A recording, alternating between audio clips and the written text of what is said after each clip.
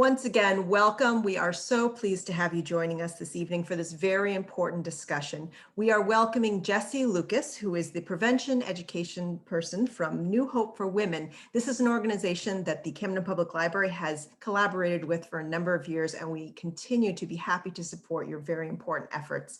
And without further ado, I'd like to turn the program over to Jessie Lucas. Thank you for being here. Thank you so much. So I'm going to share my screen here and bring up my PowerPoint. So as Julia said, my name's Jessie Lucas. I'm the community prevention educator covering Knox and Waldo Counties for New Hope for Women. I've been with New Hope for Women for about 3.5, 4 years. I started as a volunteer and then interned with them in my undergrad and was hired onto staff soon after, where I've been working as an advocate and an educator. And I really appreciate the opportunity to speak with people in my community about this issue. So just for some background, New Hope for Women is the Domestic Violence Resource Center that covers the Mid-Coast. So that's Waldo, Knox, Lincoln, and Sagadahoc counties. We are under the umbrella organization of the Maine Coalition to End Domestic Violence. Under the coalition, there's 9 resource centers, including New Hope, that cover the entire state. So domestic violence, it can be a pretty difficult topic to talk about. And statistically, we know that there are survivors in this Zoom meeting right now.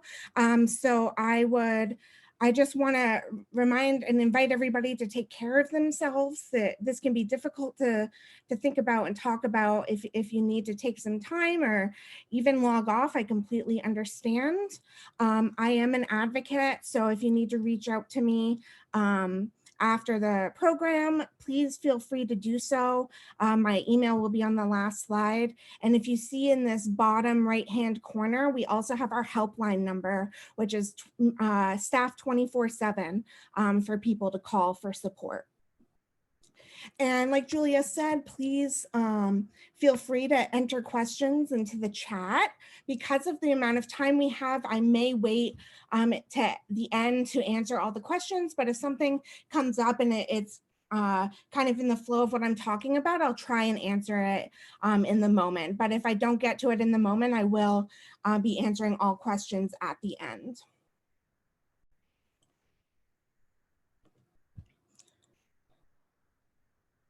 Okay. So I first want to say that there's a lot of different terms for the issue that we're going to be talking about. Most commonly, we hear domestic violence and domestic abuse. I've also heard, controlling partners, battering, a lot of different things. Throughout the presentation, I'm going to be going mostly with domestic violence and domestic abuse. The reason I use those interchangeably is because we're talking about the same concepts, but there's been a big movement to move towards domestic abuse, because when we say domestic violence, people often think of physical violence, which we know is not always the case, and we'll get more into that. I'm also going to be using the term victim and survivor interchangeably.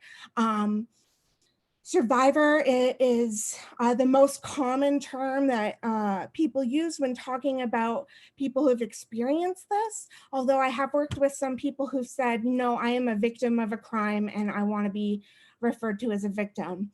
But I find in my work that most people just want to be referred to by their name. So for the purpose of this presentation, I'll be using those terms interchangeably. So at New Hope for Women, when we're talking about domestic abuse, we are focusing on a 5-point definition. So the first part of this definition is that it is a pattern of coercive and controlling behavior. This is not an isolated incident of violence. In order for it to be described as a pattern, we usually say that it is 2 or more incidents of abuse. And the time between these 2 incidents does not really matter. It can be days, weeks, months, or years. It still becomes a pattern. And oftentimes when a victim becomes aware of the pattern, they already feel entrapped within the relationship with their abuser. When we talk about domestic violence, we're talking about something that occurs within the context of a current or former relationship. So this can be intimate partner as well as interfamilial. We know that the abuse is purposeful and chosen behavior. So this is a really important piece of the definition because it is a common justification that an abuser is losing control. This can also be really difficult to hear as a victim survivor because it is hard to think about someone who is supposed to love and support you making a choice to abuse you. And when we talk about this purposeful and chosen behavior, the reason it is chosen behavior is because domestic violence is based on a belief system. Lundy Bancroft, who is an expert in the domestic violence field, explains that abusers have a distorted sense of right and wrong. So what this means is that they believe they have the right to limit the civil and human rights of another person. And these rights are even the most basic human rights that we tend not to think of in our day-to-day. So this includes things like the right to go to the bathroom with privacy, the right to go to sleep when you want, and the right to wake up when you want.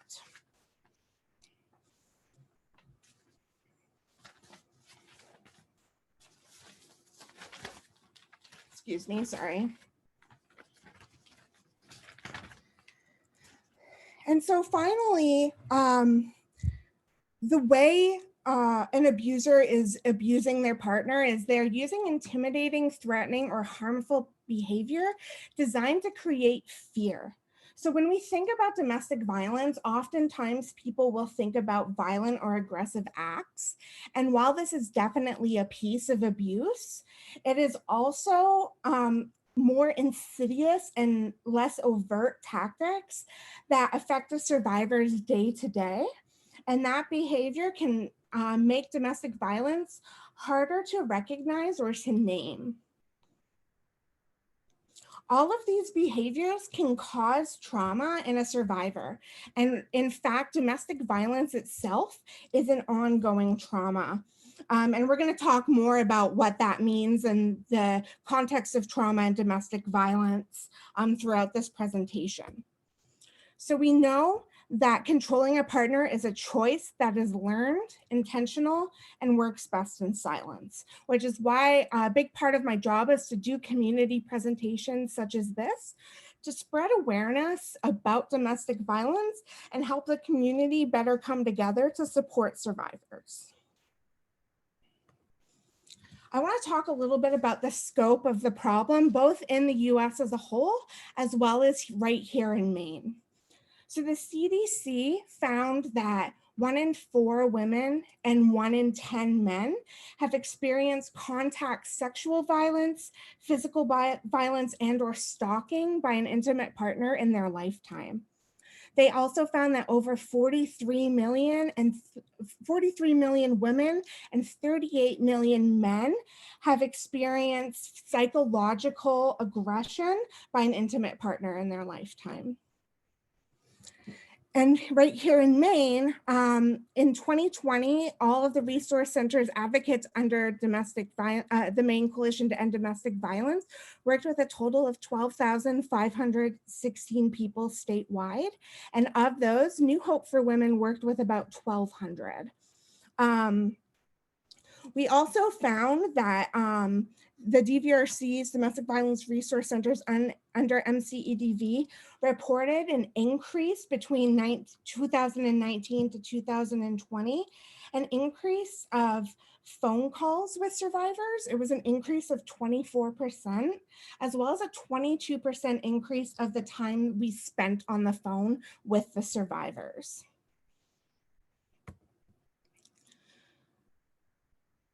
Every year, about 40 to 50% of Maine homicides are classified as domestic violence homicides. So you'll see here from 2000 to 2019 of the domestic violence homicides, about 23.8% were male identified and about 58.5% were female identified. Of the perpetrators, about 85% were male identified. So throughout this presentation, you're going to be hearing me use some gendered language. I'm going to tend to use she as the victim as well as he as the perpetrator.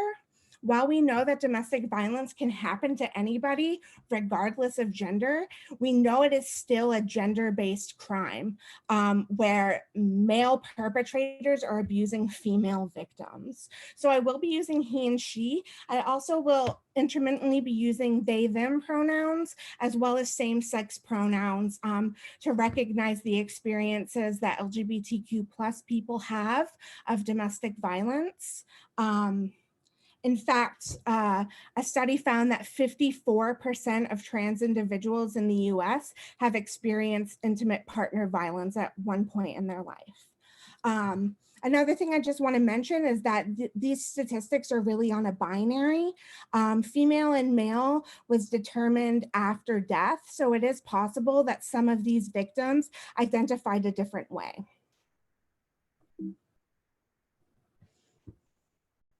So these next graphs are similar in that they are homicides, but these are just intimate partner violence homicides.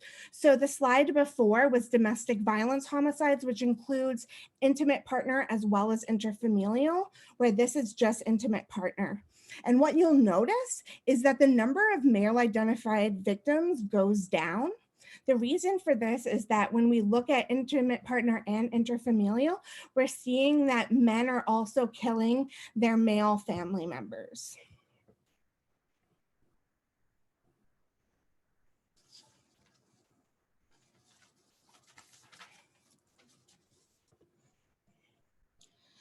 So I want people to think for a moment about many people's first reactions and first thoughts when somebody discloses that they're being abused by their partner.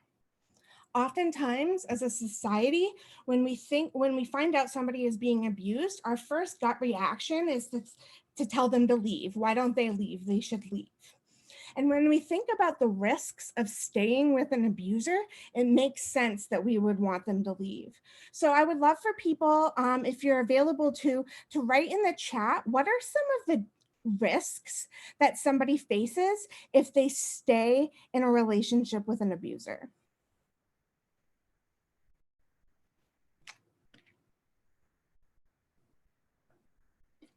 More violence. The abuse increases, definitely. Death. I'd like to kind of unpack that a little bit because death can be kind of broad. What we're seeing is there's homicide as well as suicide. Emotional trauma, it spreads to more members of the family, definitely. Children witness abuse, psychological stress, low self-esteem. Yeah, definitely. Those are all really valid examples of risks to staying with an abuser, mental health issues. So this is not an exhaustive list. We've seen some that are already put in the chat and some that aren't. But these are some of the risks to staying with an abuser. Somebody could be killed. They could be raped. They could be injured. Loss of self-esteem, I saw that. They could lose their job or their children. The abuse, as I saw, they could turn on to the children. They could experience depression. We see many survivors get diagnosed with mental illness due to the trauma of their abuse. Continuing physical conditions from living with daily trauma. Exactly. We're seeing not only mental, psychological effects of the trauma of domestic violence, but as well as physical, and also poverty as well. So looking at this list, it seems kind of obvious that we would want somebody to leave their abuser. But I would like people to kind of think a little bit and think about what some risks there would be if somebody left their abuser. And please feel free to write in the chat.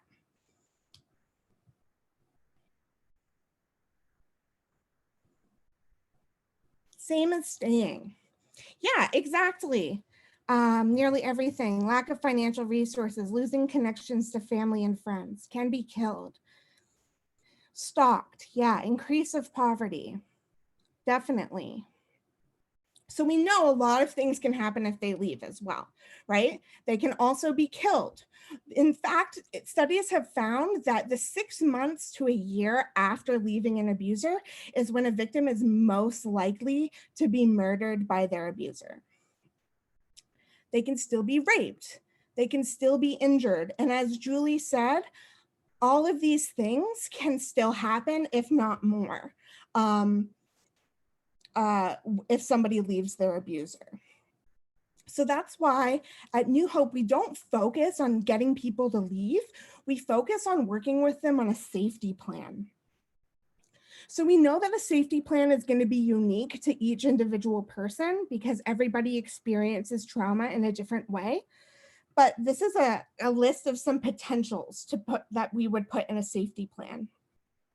So we would want to, work on strengthening somebody's support system. That includes family, friends, clergy, coworkers, the broader community around them. We want to remind them that they're able to use our helpline as well as join a support group at New Hope, which can be really helpful for somebody who feels isolated and alone in what they're experiencing. A safe place to be, and this may not just be to leave, but even a safe place to go for the night. We want to get finances in order. We talked about poverty being a risk of staying and a risk of leaving. A protection from abuse order is kind of like Maine's version of a restraining order, which is something New Hope can help with. And I'll get into that near the end, but this may be the right choice for somebody or it may increase their danger. So again, it's very unique to the person. Transportation is crucial, especially in a rural area, like in many of the places we live here in Maine. Somebody may feel comfortable with involving law enforcement and somebody else may not feel comfortable with that. And we do not want to force that onto them if they think it's going to make them in more danger. Childcare is very important when somebody is seeking safety. Important documents, and I see Julie wrote immigration control. So important documents is important for everybody, but it's especially crucial for new Mainers, immigrants, and refugees who may be worried about deportation or other immigration problems arising. Medical care, we want to make sure if somebody is injured, they're getting the proper medical care so they can be as safe as possible. And as always, we want to give accurate information. We do not give advice, we give information and let the survivors do that, make their own decisions. We call this an empowerment model, which is what New Hope for Women works with. And we try to empower the clients that we work with and let them make their own decisions to what is safe for them. So we know that telling somebody to leave can not only put them at a greater risk, as I said, they're at a greater risk in the 6 months to a year after leaving of being murdered than they are staying, but we are also mirroring the abuser when we're telling them to leave. We're letting the survivor know that we do not think they know what's best for themselves. Leaving is a process, not an event. And it actually takes an average of somebody leaving 7 times before they can do so successfully. So we really need to keep a clear distinction in our minds between what we think the survivor should do and what they want to do. Our job is to support them in an empowering way so they can make their own decisions. They know their situation better than anyone. Survivors are called survivors for a reason. A common result of abusive behavior is that survivors can lose their sense of self and doubt their abilities to make their own decisions, despite the fact that they are surviving in the context of a severe ongoing trauma. So when supporting a survivor, it is crucial to listen to their experience and engage in an ongoing back and forth conversation about what safety means to them. A safety plan is only as safe as perceived by the individual. So as advocates, we seek to help survivors foster their own resilience and recognize their strengths. The reason we work with people in this way is because since the beginning of the movement to support survivors has begun, we have centered the voices of survivors and listened to what they needed and what was helpful to them as they were achieving safety. This empowerment model is the core of everything we do at New Hope. So when you yourself are supporting a survivor in your life, ask questions about how you can best support them and focus on their needs rather than leaving as the end goal.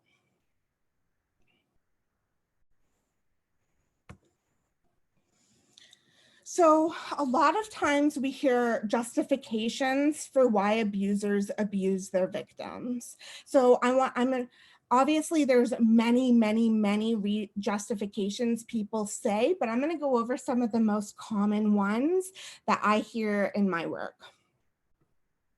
So again, this is not an exhaustive list, just a list of some of the most common ones. So one I often hear is that they lose control. And again, I want to go back to that definition of domestic abuse that I went over just a few minutes ago and recognize that we know that abuse is purposeful and chosen behavior. There's been multiple times where I've talked to a client who said, you know, he just came home and lost complete control and broke everything in the room. And then we unpack that a little bit and we start to realize that the only things that were broken were her things and all of his things stayed intact. So think about how much control somebody has to make themselves look out of control, yet only break the things that don't matter to them. We also often hear that abusers have an anger management problem.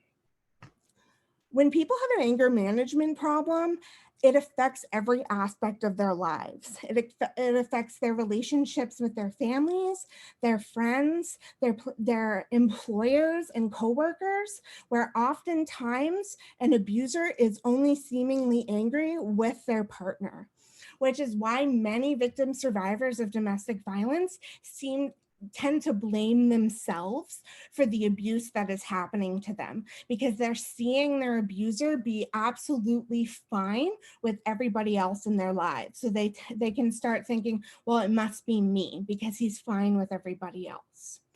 We've also found that abusers who go to anger management classes actually end up being better abusers. The reason we found this is through stories from survivors who, after their abusers went to anger management, when the abuser gets upset, instead of yelling in rage, they're able to use those skills that they learned to take a moment and abuse their partner in a more calm and subtle way. We also hear that mental illness is causing it. I'm sorry about the typo there. So while mental illness and abuse can co-occur, it is not a causal relationship. Oftentimes, we find that abusers who receive a psychological evaluation do not get diagnosed with mental illness, while many survivors are diagnosed with mental illness because of the trauma that they have undergone. We also hear it's mutual abuse. I often hear things also like, oh, it's just a toxic marriage or, you know, a dysfunctional relationship. By definition, domestic abuse is one person having power and control over another. So while both people in that relationship may use different tactics, one is doing it to gain and maintain power and control, while the other is doing it to better protect themselves and resist the abuse that is occurring. Another big one that I hear is that they had a bad childhood. And while it is very unfortunate for anybody to grow up in a house with an abuser, that does not justify them to abuse somebody later in their life. So I want to focus on the word justification for this one. It's a yes and. Yes, they may have been abused as a child, and they are also making the choice to abuse somebody else. And there are hundreds of thousands of people who grew up in a house with an abuser and grow up to be kind and loving partners and parents, to not put anybody through what they had to go through growing up. Their substance use disorder made them abusive. So this one is very similar to the mental illness justification in that while it can co-occur, it is not a causal relationship. Substance use can definitely make somebody more volatile and dangerous, but that does not mean that they are only abusive when they're under the influence. Oftentimes when I'm talking to somebody who says, well, you know, it's his substance use, he only beats me when he's high, and we talk a little bit more about their day-to-day life, more subtle tactics are being used when they're not under the influence. So maybe it's only when this person is drunk that they're physically abusing their partner, but when they're sober, the partner still has to be on FaceTime with them the entire time they're at the grocery store, so they know exactly where they are. And finally, they have poor communication or stress management skills. So just think for a moment and think if you have ever been stressed in your life. I know I am stressed all the time. We're living in the middle of a pandemic right now. It is a very stressful life we are living. Yet we do not make the choice to abuse the people that we love and are supposed to care about. Stress management is not a justification for abusing somebody. And poor communication skills is not either. We actually know that abusers are amazing communicators, and that they can communicate what they're feeling with just a look or the way that they're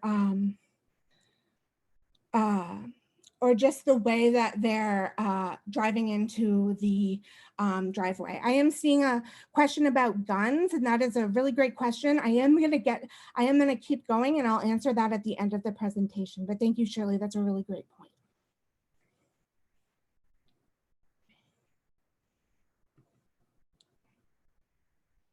So now that we've talked about justifications, I want to go on to talk about some specific tactics that abusers use. So what you're seeing right now is the power and control wheel.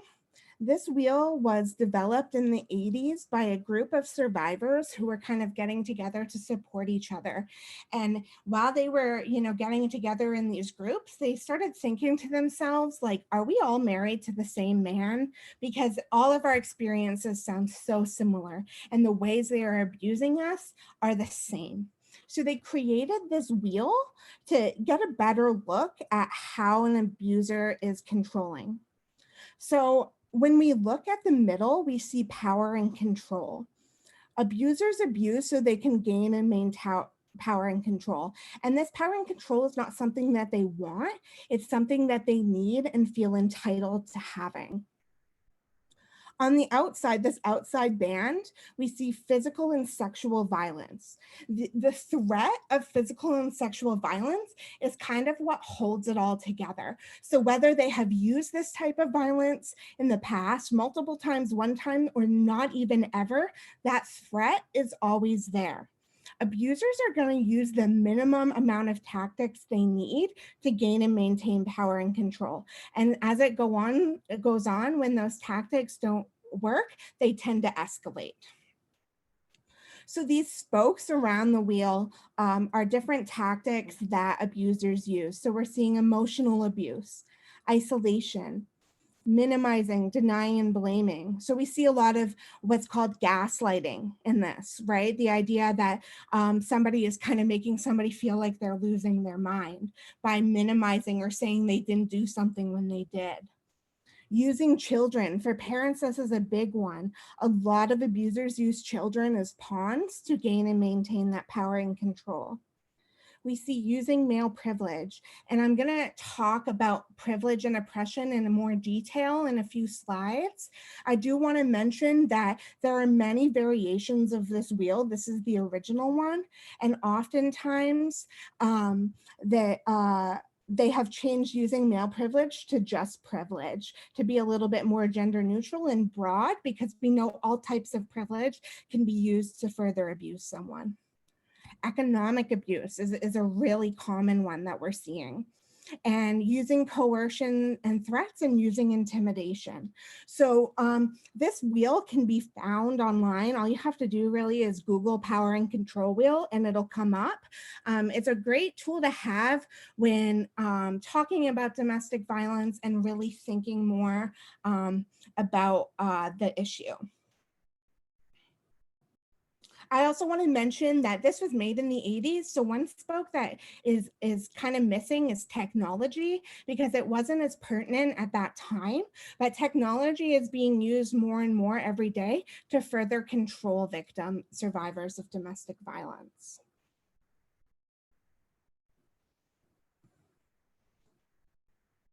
So let's talk about language for a second. The way we talk about domestic violence frames the way we think about it.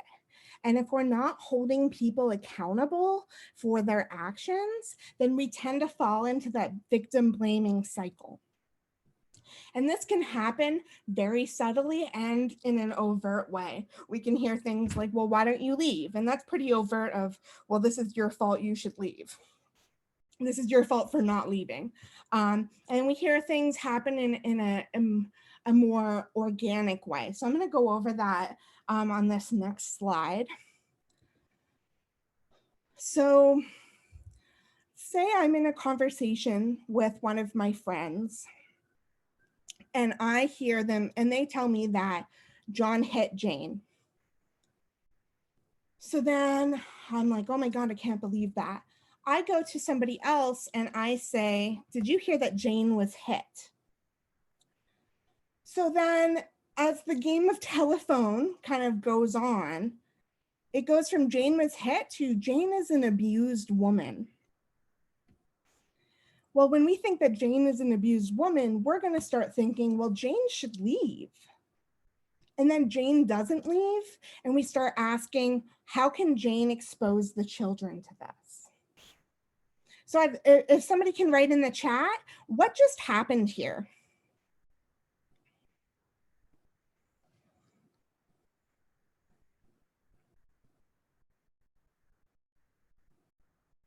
John was left out. Yeah, where's John? Victim blaming. Thank you. So we hear about John in this first sentence, and then he's never mentioned again. It's all about Jane. Now, this is an easy thing to happen because often making Jane responsible for protecting the children from John. Exactly. Oftentimes we are focused on Jane. We want to help Jane and her children become safe. So it can be easy for all of the way we're talking about that to focus around Jane. But if we're not holding the abuser accountable, then we're making him invisible in this issue that he is choosing to cause. So it's really important to keep in mind, there we go. Who did what to whom with what impact? So we know that John hit Jane. Who did what to whom with what impact? John was abusing Jane. This isn't Jane being an abused woman. This isn't Jane exposing the children to this. John made the choice to hit Jane. Therefore, John is the one exposing the children to this. So this is why we try really hard as advocates to not say things like, oh, it's a violent home or it's an abusive relationship, because domestic violence is not something that sits in your home like a houseplant. It's a specific choice that one person is making to limit the civil and human rights of another. So again, just that phrase is so important. Who did what to whom with what impact? Just going to take a quick drink here.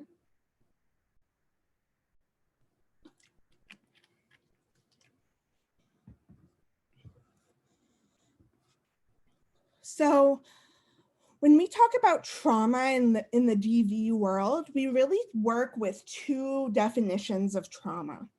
The first is the individual trauma, which we know is the unique individual experience of an event or enduring condition. We also talk about collective and historical trauma, which is less kind of known in the broader communities. So collective and historical trauma is the cumulative emotional, psychological, and spiritual wounding over the lifespan across generations, emanating from massive group trauma experiences. So this is when we think about like domestic violence, that is an individual trauma. That is a choice someone is making to cause trauma in another person. When we think about collective and historical trauma, it's much more broad than that. It's not individual, right? So when we think of examples of this, you know, there's slavery, the Holocaust, genocide of Native Americans, natural disasters, 9/11. COVID-19. Thank you, Rebecca. We're living in a collective trauma right now. And the way people see and interact in the world is going to change depending on collective and historical trauma in their lives. There have been multiple studies done on Holocaust survivors that show that this intense group trauma can actually leave genetic markers that are passed down throughout generations. So these traumas are really living for generations and generations of people. I was at a Black Lives Matter protest on my personal time, and somebody was speaking about how a family story in their lives is their like great uncle was the last Black man to be lynched in Maine. So these traumas are closer than we think. These traumas are being passed down through genetic markers as well as through family stories about what has happened in their family.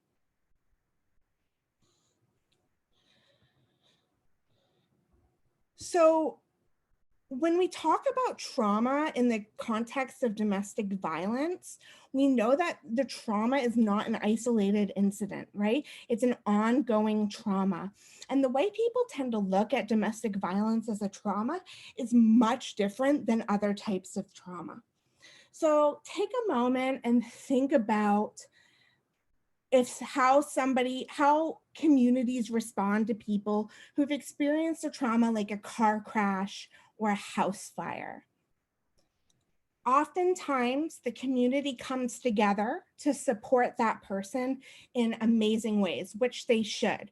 We see meal trains, we see GoFundMes, right? We see people offering to babysit, you know, employers giving them time off. And the messaging we're giving these people who have experienced these types of trauma is take some time for yourself, right? Take some time to heal and you know, get healthy again. Let's work on supporting you, which is amazing. That is amazing ways that communities can come together for other people who have experienced trauma. But let's shift the gears a little bit and think about common responses to somebody who's experienced the trauma of domestic violence. We don't see as many GoFundMes or meal trains. We don't see people getting time off of work if it's not a terrible physical assault, right? We're not telling people to take some time for themselves and heal. We're telling people to leave. They have to get a divorce. They have to get a protection from an abuse order. They have to move and take their kids out of school to go to a different town. You know, they have to do all of these things while undergoing trauma.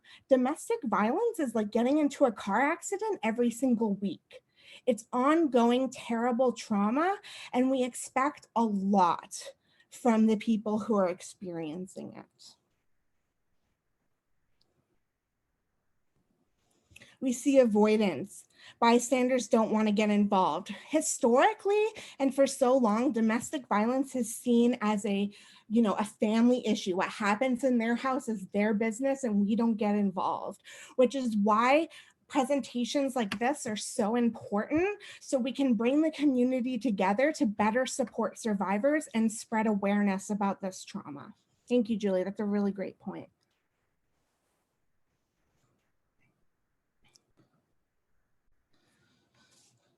So now we know domestic violence is a form of trauma. We also know that collective and historical trauma that cause oppression is going to change and affect the way people experience that trauma.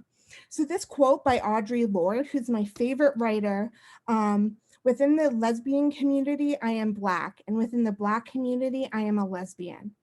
Any attack against Black people is a lesbian and gay issue because I and thousands of other Black women are part of the lesbian community. Any attack against lesbians and gays is a Black issue because thousands of lesbians and gay men are Black. There's no hierarchy of oppression. I cannot afford the luxury of fighting one form of oppression only.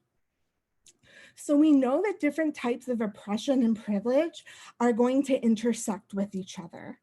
And abusers who have different privileges than their victims are going to use that to further oppress and abuse them.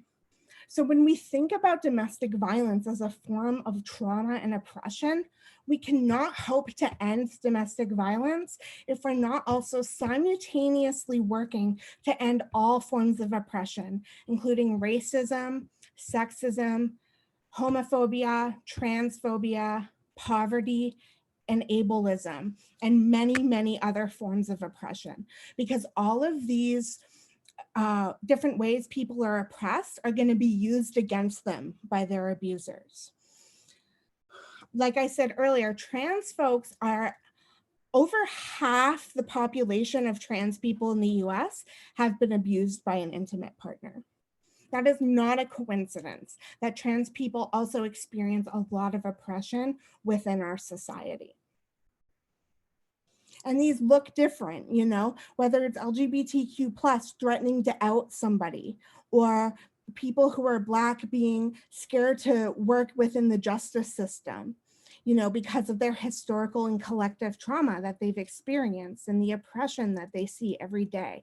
So people who are oppressed and marginalized are not only going to experience trauma different, but they're going to seek support and resources in a much different way than somebody without those, who is not experiencing that oppression will look at resources. So real quick, before we do questions, I just want to talk about the services New Hope for Women provides. Again, we are the Domestic Violence Resource Center in Midcoast, which is Waldo, Knox, Lincoln, and Sagadahoc counties. We're one of 9 resource centers under the Maine Coalition to End Domestic Violence. And the majority of resource centers have very similar services that they provide. So you can go to mcdv.org to find your local resource center if you're not from Midcoast. So some of the services we provide, we have our 24-hour toll-free helpline. This is not only for people who are victim survivors of domestic violence, this is for anybody, providers, concerned others, somebody who maybe was abused 20 years ago and wants to start processing it now. We are always there. There's always somebody on the other line, whether it's 3 o'clock in the afternoon or 1 o'clock in the morning. We have one-on-one support and advocacy. We work with people on our helplines. It does look a little different right now because of COVID-19. We're not doing as much one-on-one in person, but we are trying to be flexible and be there for survivors in the best way that we can. We have support groups. Again, this is looking different because of COVID-19, but me and another advocate at New Hope just started our first online support group last month, and it is going amazingly. We're starting another one with SASM, Sexual Assault Support Services of Midcoast, Maine for LGBTQ plus survivors. And we're doing these over Zoom, like I said, and it's a really great way to look at support groups creatively to help support people. We have emergency sheltering options. Now, New Hope for Women does not have a physical shelter, but we do provide emergency hoteling. Oftentimes, this is a transitional period for a few days to a week to get somebody to their next step. But over COVID-19, we have been able to receive some grants and funds to provide some more long-term shelter for some of our clients. We have transitional housing services. So we know that housing is a major need in our communities. And we did research into what the most sustainable and effective way to provide emergency housing is. And it is increasing our transitional housing units, which we just received a big grant and are working on being able to do that. So that's really exciting. We provide legal advocacy and representation or referrals. So I said earlier that we can help support people in getting a protection from an abuse order. We can help provide information on how to do that. We can support them while filling it out. And we have amazing community and legal advocates who are able to go to court and support them while they are in court trying to get the protection from an abuse order. We also have great relationships with attorneys in our area and can help provide referrals for representation. We have community and school-based education. So community presentations, what I'm doing right now, working with people in our community who want to help better support survivors. We also have an amazing youth educator who is actually currently working on revamping our youth education program to be able to provide these services to youth in a more trauma-informed way. We give information and access to public assistance for people who are struggling financially. We have a CPS liaison program. So our CPS liaison is named Nicole, and she works with our clients who are working with the CPS system and helps bridge that gap between New Hope and CPS. So she's a really great resource to have on our staff. We provide professional training. So this includes, right now we're really focused on a mental health training for social workers. It's a 12-hour required training for social workers to get their licensing. And we've been really focusing on that. And we also do trainings for other professionals like medical professionals, housing professionals, many different service agencies.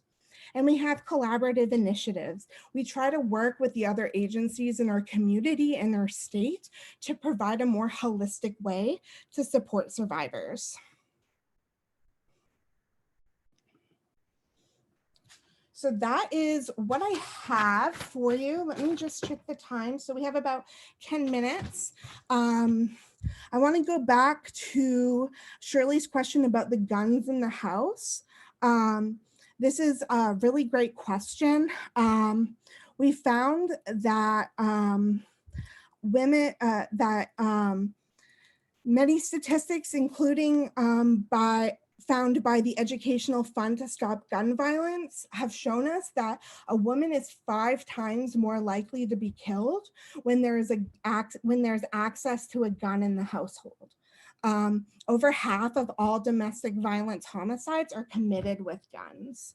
So we know also there's a homicide review panel in Maine that goes over the domestic violence homicides every 2 years. And they found in 2014 that firearms were the most common weapon used in the 23 domestic violence homicides. And 57% of the domestic violence homicide cases reviewed involved a firearm. I'm also seeing, I read in the New Yorker years ago about dangerousness committees in Massachusetts to limit the abuser rather than trying to shelter the victim. Take away their guns, following them with a GPS, limiting their ability to harass or kill the victim. Has this concept spread at all? I have not heard of that. It was much more effective than a shelter where women were still tracked down and killed. That's a really interesting outlook, Shirley. I can't say I have a whole lot of information on working on to limit the abuser rather than trying to shelter the victim. We do know that the only person that can stop abuse is the abuser who's making that choice.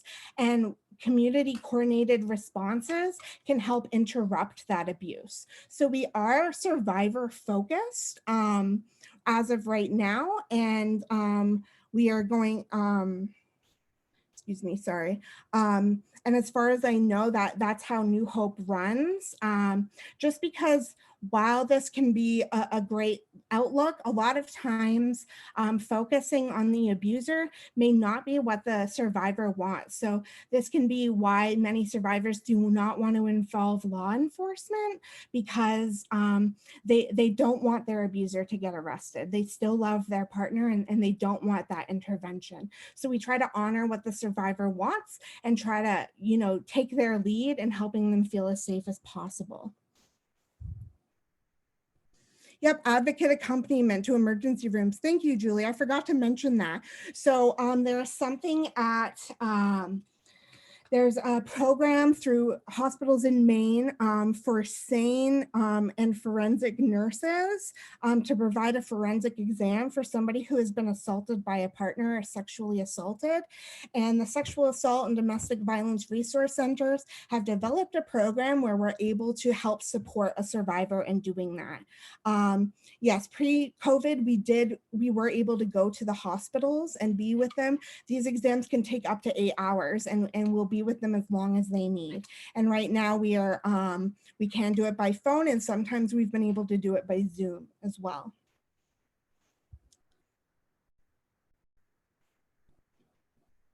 Yeah, Lydia. So and every single domestic violence resource center has many trainings that they can use to they can kind of cater to what exactly you're looking for. And we do our trainings for free.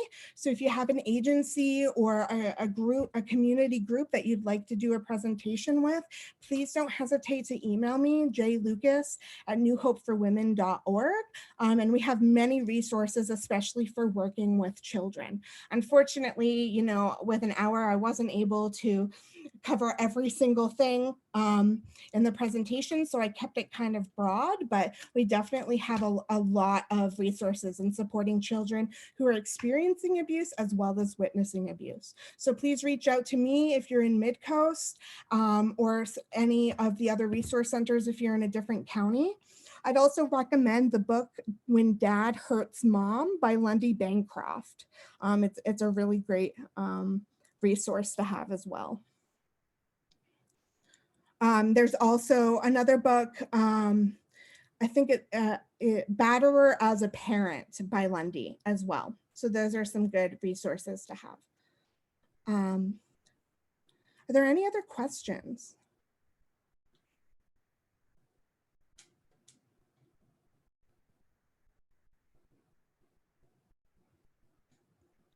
I'm going to stop my share then.